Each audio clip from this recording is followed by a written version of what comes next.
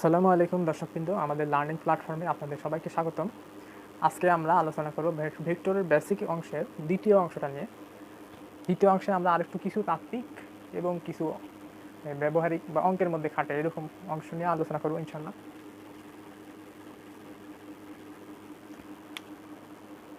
Vector যোগের সূত্র।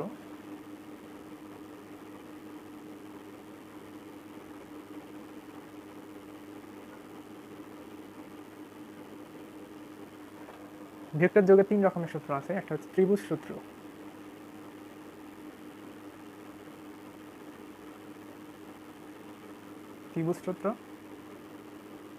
আর একটা হচ্ছে সাধারণ সূত্র, যে কোনোটার ক্ষেত্রে খাটে।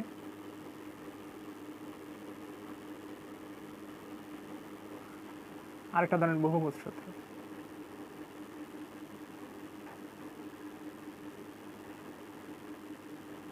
সাধারণ সূত্র বহুভুজ সূত্র একই, ওই কারণে বহুভুজ সূত্রটা আলাদাভাবে দেখানো হয় না। অর্থাৎ ত্রিভুজ সূত্রটা ধরেন এটা পি কিউ আর ভেক্টরটা যাচ্ছে আর থেকে পি এর দিকে, পি থেকে কিউ এর দিকে। তাহলে আলটিমেটলি রাস্তাটা কি হচ্ছে, এই পাশ থেকে এই পাশ। তাহলে আপনার অংশের মূল গন্তব্যটা কোথায়, এই বিন্দুতে। কিন্তু আর থেকে আসল গন্তব্য কিউ এ, ঘুরে যাচ্ছে এই পাশ দিয়ে, তাহলে সরণ হচ্ছে কিন্তু এই পাশ দিয়ে। ভেক্টর যেহেতু ভেক্টরে আমরা সরণের হিসাবটা করি, তাহলে এই ভেক্টরের লব্ধিটা কি হবে, R P vector plus P Q vector is equal to R Q vector.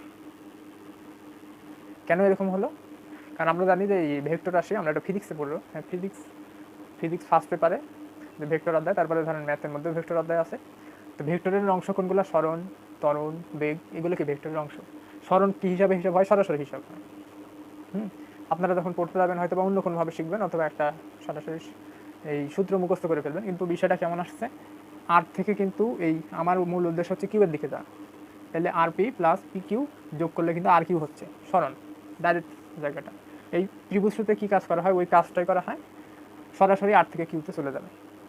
আর ভেক্টরের ক্ষেত্রে আপনারা এই পড়ে থাকবেন, এটা ছোটোবেলায় পড়ে থাকবেন হয়তো, এই যদি পরিবর্তন হয়, হায়ার ম্যাথে ছিল এটা, এসএসসি হায়ার ম্যাথে, এটা যদি কিউ আর ধরি, আর কিউ না হয় যদি কিউ আর হয়, তাহলে কিন্তু একটা সামনে মাইনাস চিহ্ন আসবে, যেহেতু দিক নির্দিষ্ট।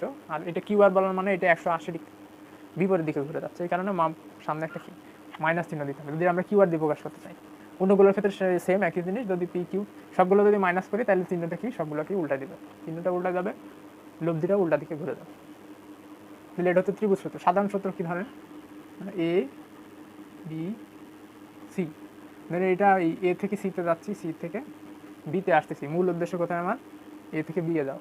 কিন্তু এই সাধারণ সূত্র পড়ার সময় আমরা ওই ত্রিভুজের মতো করে পড়ি না, একই জিনিস, যদিও একই জিনিস, পরিটা হচ্ছে অন্য কোনোভাবে। অন্যভাবে কি, এই একটার পাদবিন্দু এবং অন্যটার শীর্ষবিন্দু যোগ, যোগ করে প্রথমটার পাদবিন্দু আর শেষেরটা শীর্ষবিন্দুটা কি লব্ধি। তাহলে এসি ভেক্টর সাধারণ সূত্রের ক্ষেত্রে কি হবে, এই AC vector plus CB vector is equal to AB vector. দুটা কিন্তু একই জিনিস। হ্যাঁ, আমরা দেখতে পেলাম দুটা কিন্তু একই জিনিস, AC vector plus CB vector is equal to AB vector. সাধারণ সূত্র। ত্রিভুজ সূত্রে দেখেন কি হলো, এই এটাকে তো ত্রিভুজ সূত্র ধরে নিই, এই ভেক্টরটা এদিকে সি এর দিকে যাচ্ছে, সি থেকে কিন্তু বি এর দিকে আসছে, আসার পরে এটা হচ্ছে সরাসরি হচ্ছে যে এর থেকে কিন্তু বি এর দিকে যাচ্ছে, এ বি ভেক্টর কিন্তু আমরা ধরে নিচ্ছি ত্রিভুজ সূত্রের মতো। কিন্তু এটা সংজ্ঞাটা কি বলতেছি, প্রথমটার শেষ বিন্দু এই শীর্ষবিন্দু আর শেষেরটার আদি বিন্দু যোগ করার পরে যে ভেক্টরটা আসবে, যে শীর্ষবিন্দু, ওইটা প্রথমটার আদি বিন্দুর সাথে যোগ করলে ভেক্টরের লব্ধি কি পাওয়া যায়। এটা সাধারণ সূত্র। বহুভুজ সূত্র কি, তাহলে সেম জিনিস, A B C D E F, ধরেন এ থেকে বি, বি থেকে সি, সি থেকে ডি, ডি থেকে ই, ই থেকে এফ। তাহলে লব্ধিটা কি, আমি আসতেছি মূলত এফ এর দিকে, লব্ধিটা এই দিকে, লব্ধি এখানে কি A F vector. A vector সমান কি, যা আছে সবগুলো যোগফল, এ বি ভেক্টর যোগ বি সি ভেক্টর যোগ সি ডি ভেক্টর যোগ ডি ই ভেক্টর যোগ ই এফ ভেক্টর, সবগুলো ভেক্টরের যোগফল। সরাসরি ওই বিন্দুতে গেলে যেটা পাওয়া যায় সেটা হচ্ছে কি তার লব্ধি। সরাসরি আমরা এ থেকে এফ ভেক্টরে এফ বিন্দুতে যাওয়াই আমার উদ্দেশ্য।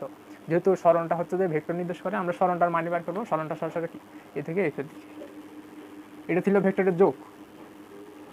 ভেক্টরের গুণ বাড়ার সময় আমরা গত ক্লাসে যেটা পড়েছি, আয়ত একক ভেক্টর, হ্যাঁ, ভেক্টরের গুণ গুণ করার সময়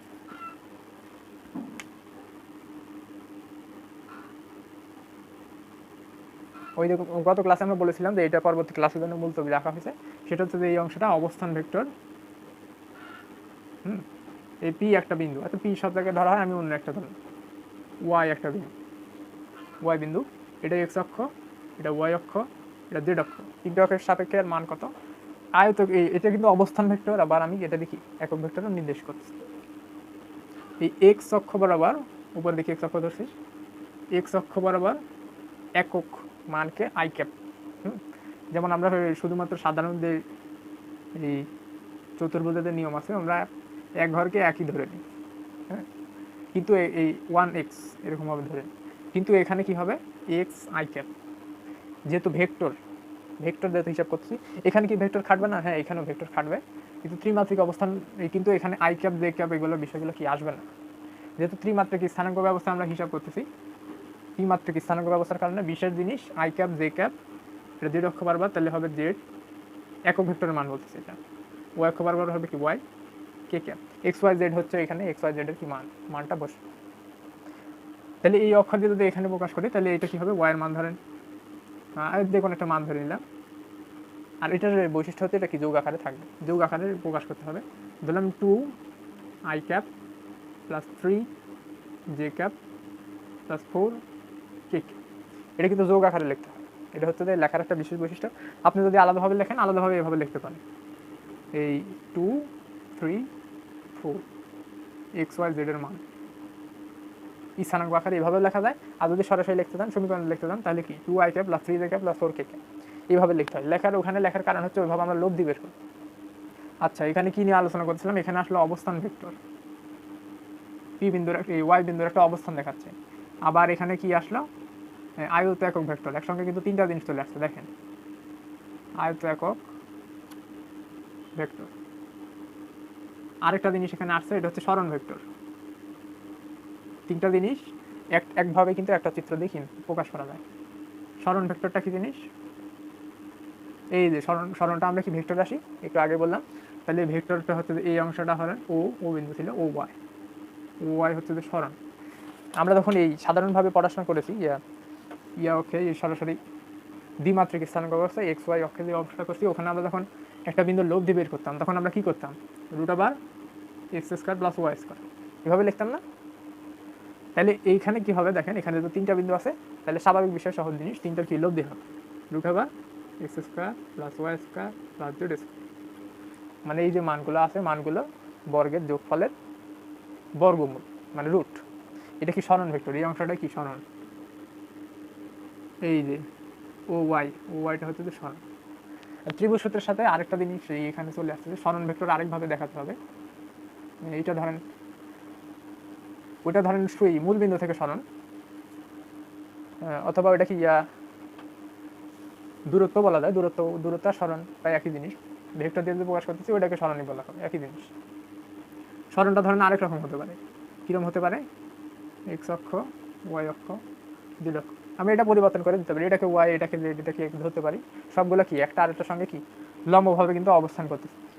তাহলে এখন আমরা কি করব? সরণ ধরেন এটা ও বিন্দু, এটা পি, এটা কিউ, এইখানে ধরেন এখানে পি বিন্দু, এটা হচ্ছে কিউ বিন্দু। আমরা কি বের করবো? এই পি কিউ এর দূরত্বটা বের করবো। হ্যাঁ, পি কিউ এর দূরত্ব, এখানে ধরেন এখানে একটা ত্রিভুজ উৎপন্ন হয়েছে না? হ্যাঁ, ত্রিভুজটা উৎপন্ন হয়েছে না একটা, দেখেন এখানে কিন্তু ত্রিভুজ সূত্র আসে, কিন্তু ত্রিভুজ সূত্র অত আমরা জটিলের মধ্যে যদি না যাই, সরাসরি ধরেন পি থেকে কিউতে যাচ্ছে, সরাসরি এটা মনে রাখা যায়। যদি ওটা ত্রিভুজ সূত্র দিয়ে আসছে, নিয়মটা কি? ওই উল্টা দিক থেকে বিয়োগ হবে, O Q vector minus O P vector.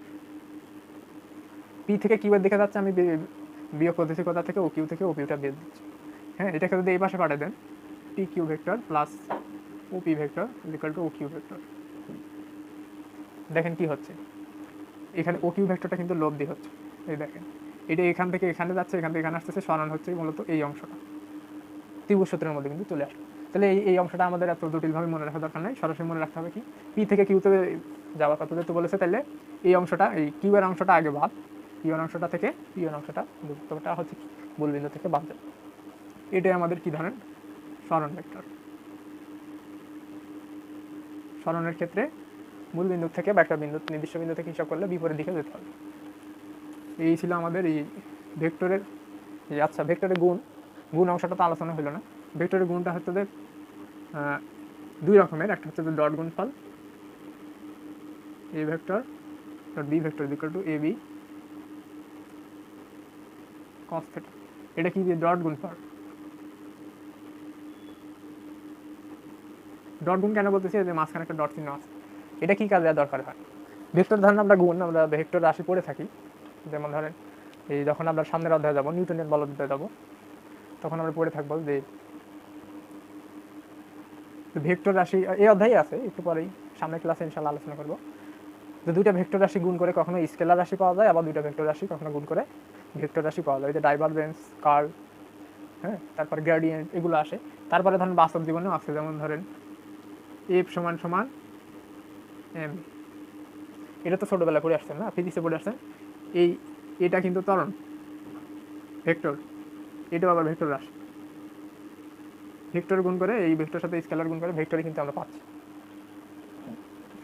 তাহলে ওই ক্ষেত্রে কি হবে, ওইটার ক্ষেত্রে হবে ক্রস গুণফল, A vector cross B vector equal to A B sine theta. এখানে একটা এক্সট্রা অংশ থাকে, একক ভেক্টর অংশ ইটা, এটা সাধারণত লেখা হয় না, আবার লেখা হয় কিছু কিছু ক্ষেত্রে। এই অংশটা কখন আমাদের যেমন W equal to F S এই এফ ডট এস সরাসরি দিন। এখানে এফ ডট গুণফল কেন হলো, কাজের ক্ষেত্রে এই যে ডাব্লিউ তো কাজের ক্ষেত্রে ডট গুণফল কেন হলো, কারণ দেখেন এখানে দুইটা ভেক্টর রাশি, বল ভেক্টর সরণ ভেক্টর গুণ করে কিন্তু কাজ পাওয়া যাচ্ছে, যেটা কিন্তু এই স্কেলার রাশি হয়ে যাচ্ছে, কারণ ওইটার নির্দিষ্ট মান আছে কিন্তু কোনো দিক নির্দিষ্ট করে না, কাজ যে কোনো দিকে হতে পারে। তাহলে কাজ ক্ষেত্রে কিন্তু এটা প্রকাশ করতেছে।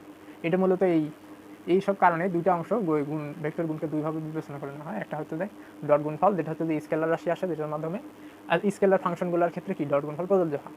হ্যাঁ, তাহলে আমরা একসাথে দুটো অধ্যায় পড়ে ফেললাম, যে স্কেলার ফাংশনগুলো নিয়ে আলোচনা করলে আমরা ডট গুণফল নিয়ে আলোচনা করবো, কারণ ডাব্লিউ সমান এফ এস কস থিটা, মূলত ডট গুণ করেছে, এই যে কস থিটা আসছে দেখেন, আর এ দুটা এ বি ধরে নিন, দুইটা অংশ চলে আসছে। আর এই অংশটা নিয়ে যখন দেখবো যে টাউ ইকুয়াল টু এই আর এফ আর ক্রস এফ বা আর এফ সাইন থিটা। এখানে টাউটা কি জিনিস, এই যে আমরা যে ফ্যান ঘুরতেছে, ধরেন ক্লাসরুমে ফ্যান ঘুরতেছে, যে ফ্যানটাতে ঘুরতেছে, ফ্যানের যে বল ঘূর্ণন অবস্থায় যে বল কাজ করতেছে, এই সেটা হচ্ছে কি কৌণিক যে বলটা কাজ করতেছে, ওই দুইটা, আর ওই যে বলটা ফ্যানের উপর সরলরেখা বরাবর যে বলটা দেওয়া হচ্ছে ওটা হচ্ছে এফ, আর এটা হচ্ছে যে সরণের মান, যে সরণটা হচ্ছে, এই দুটার গুণফল কিন্তু একটা ভেক্টর রাশি হচ্ছে। এই ক্ষেত্রে আমরা কি ব্যবহার করতেছি, সাইন থিটা, এই ক্রস গুণফল কিন্তু ব্যবহার করছি। তাহলে ভেক্টরের গুণ হচ্ছে দুই প্রকার, একটা হচ্ছে যে এই ডট গুণফল, আরেকটা কি ক্রস গুণফল। ডট গুণফল একটা ক্রস গুণফল। ডট গুণফল কোথায় ব্যবহার করা হয়, যখন ধরেন দুইটা ভেক্টর রাশি নিয়েই কাজ, কিন্তু এটা কিন্তু ভেক্টরেরই গুণ, এটা মাথায় রাখতে হবে। দুইটা ভেক্টর রাশি গুণ করে এই স্কেলার রাশি কখনো আসছে, কখনো আবার আসছে ভেক্টর রাশি, দুই রকমের কিন্তু মান আছে, কখনো সাইন থিটা ব্যবহার করতেছি, কখনো কস থিটা ব্যবহার করতেছি। তাহলে ওই যে সকল ক্ষেত্রে স্কেলার রাশি আসতেছে, ওই সকল যেসব ফাংশন আছে, সূত্র আছে, ওই ক্ষেত্রে কিন্তু আমরা কস থিটা ব্যবহার করে থাকি, খেয়াল রাখবেন। এরপরে ধরেন দুইটা ভেক্টর রাশি গুণ করে ভেক্টর রাশি আসতেছে, ওই ক্ষেত্রে কিন্তু আমরা সাইন থিটা ব্যবহার করি। এই কারণে ভেক্টরের গুণটা কি দুই রকম, এই যে ইটা ক্যাপ একক ভেক্টর। আচ্ছা, একক ভেক্টরের আলোচনা না হয় পরে ক্লাসে করবো। এই এতক্ষণ আমাদের সঙ্গে থাকার জন্য আপনাদের সকলকে ধন্যবাদ। আসসালামু আলাইকুম রহমতুল্লাহ।